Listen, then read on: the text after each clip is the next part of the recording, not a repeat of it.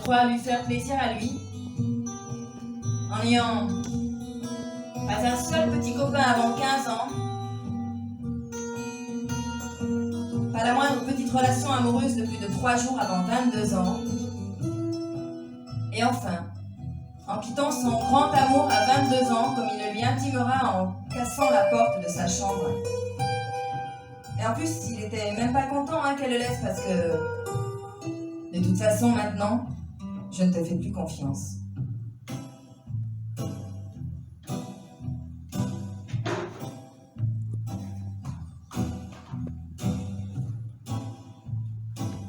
Un mariage. Elle ouvre la reprise du bal par une valse avec le père.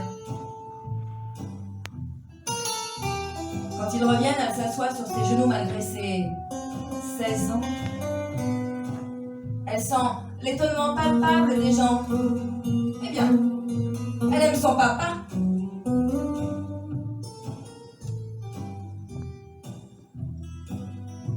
Quand c'est lui qui la réveille le week-end, c'est toujours en sursaut.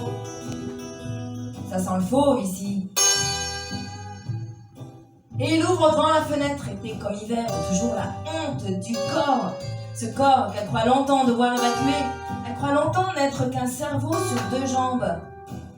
Ah oui, parce que les jambes, au moins, c'est utile.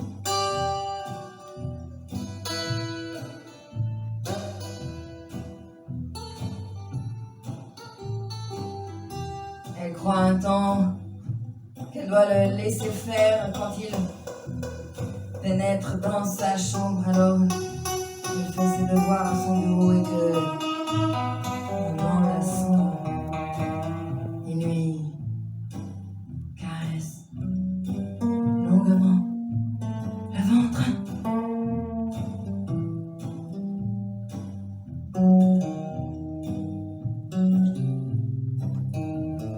Elle croit son père quand il lui dit: ne raconte pas aux autres tout ce qu'on fait ensemble. Ah, il veut dire bien sûr tout ce temps qu'il passe à lire ou à discuter, cela seul, dans son bureau. Il ne comprendrait pas. Ça, c'est vrai.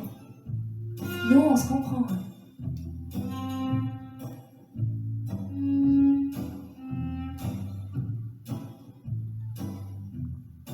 Elle sait que son père aime l'intelligence dont elle fait preuve, qu'il se délecte de ses raisonnements, de ses mots. Elle sait qu'elle correspond en tout à ce qu'il aime, elle s'y applique. Elle sait qu'elle y arrive, Elle sait intimement, parfaitement tout ce qui lui plaît. Elle croit que c'est pour la vie.